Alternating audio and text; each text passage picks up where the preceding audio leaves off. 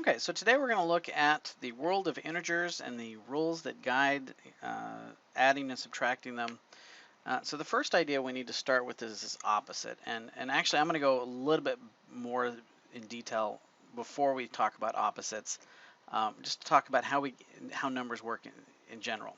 Okay, so if you think back a couple thousand years when society first learned to count, I mean the first real use of math in anything, we had what was called counting numbers.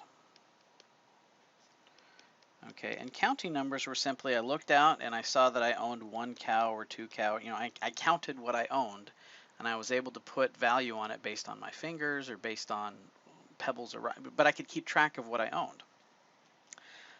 Then, oddly enough, the invention of zero came along, and when we throw a zero on it, we change the title of the number system from counting numbers into whole numbers.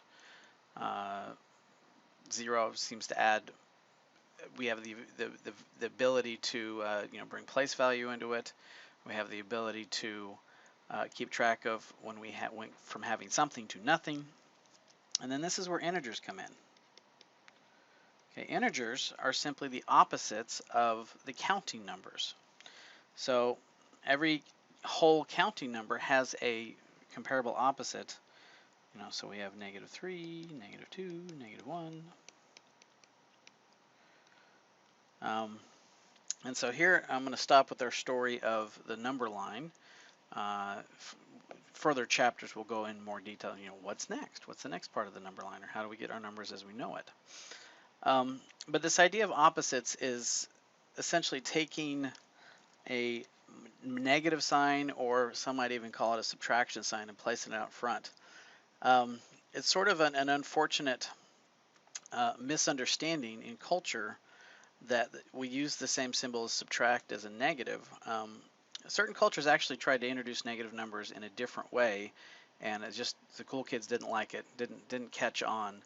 I think in some cultures you would see a little dot above it would indicate that we're dealing with -2, or they might try to circle it as opposed to just leave it there as 2, and those things just didn't catch on any better than putting the negative sign out front. But this has actually caused a lot of confusion for students. They see the subtract and the negative, and anyway, so we're going to talk about that, how to clarify that. Let's just do a couple of practice problems then about how to recognize an opposite. So if I give you the statement x equals 3, and I want you to write the opposite of that, versus x equals -5, and then x equals 0, what would the opposite of those be? And so if I negate everything, so -x is equal to -3. Here we got -x is equal to a -5, which translates into a +5. So the opposite of 5 is 5 itself.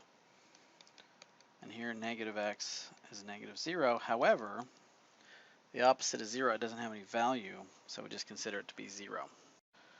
Okay, so the first model we'll look at is what's called the chip model. This is something, again, where you put some things in the students' hands and they can physically touch and manipulate the mathematics themselves rather than starting out on paper. But the chip model works like this. We define a -1 to be sort of one color, and then we define a +1 to be one color and a -1 to be a different color. Okay, normally I don't like having all these extra tools handy, but for this I think it's going to help.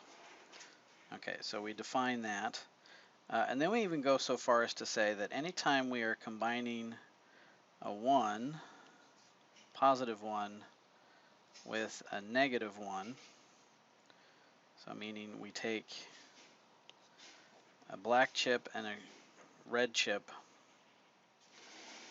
we get 0, we get nothing. Okay, and so then what we do is we would model various subtraction problems, or addition problems. So let's say I wanted 3 plus -2. What would that look like? I would have 3 of the positives and I'd have 2 of the negatives, and those would group together and give me 0, and I would be left with just 1.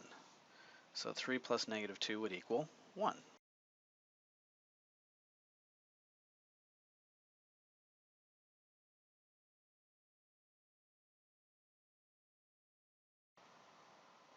In the charge field model, we use a plus to indicate that we're dealing with a positive number, and we use a minus to indicate we're dealing with a negative number.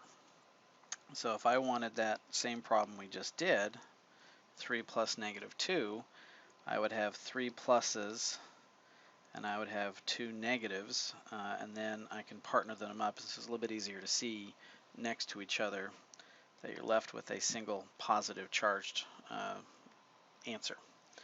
But the nice thing about this model is that allows us to also indicate negative responses and allow us to see concretely where these negative numbers are coming from. So this would be 4 negatives and 2 positives.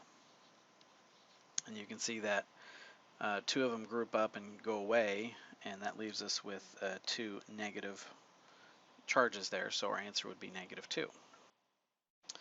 Okay, in the number line model, let me get a number line up here.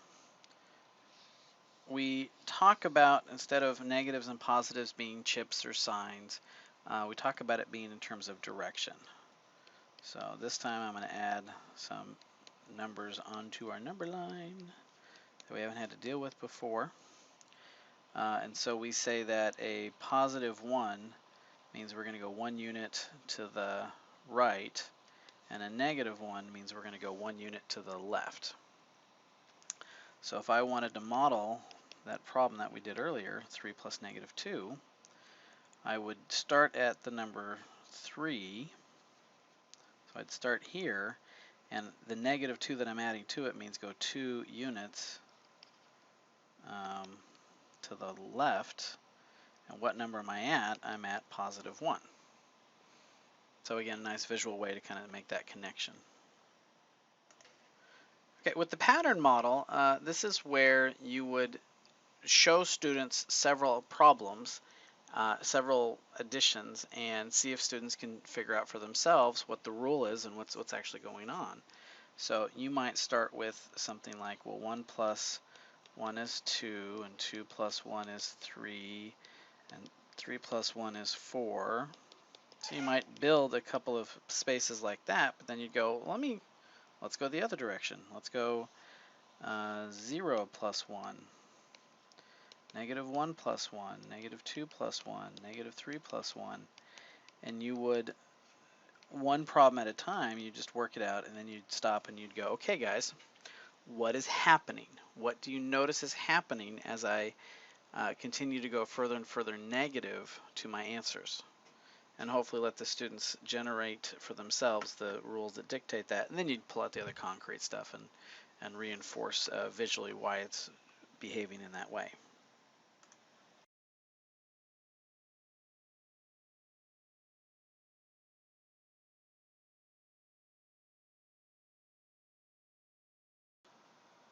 Okay, so an absolute value, we're going to define what that is now that we have an understanding of what negative numbers are. So when we say the absolute value is the distance away from 0.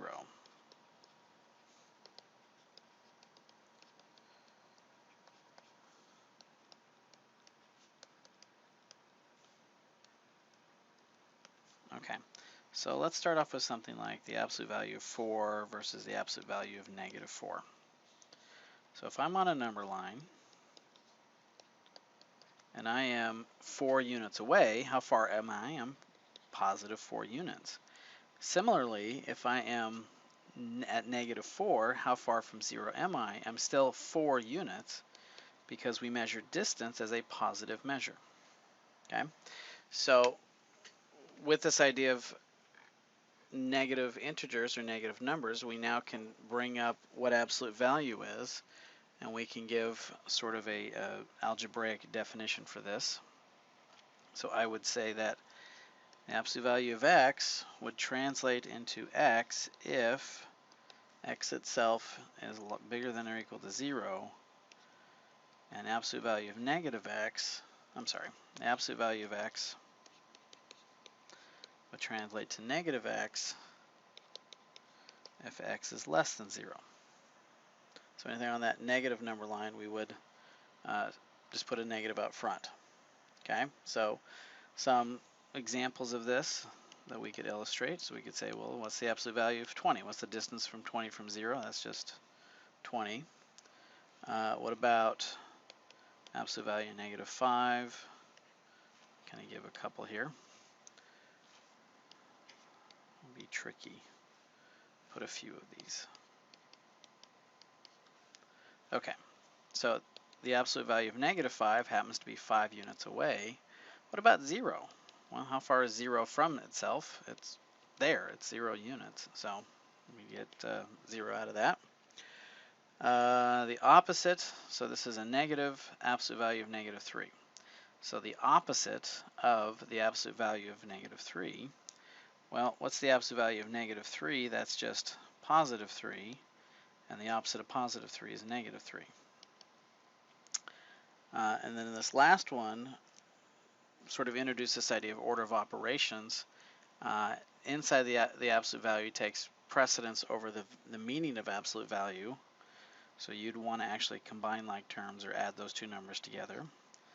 And so 2 plus negative 5 is negative 3. And then we would apply the absolute value, which gives us a positive 3.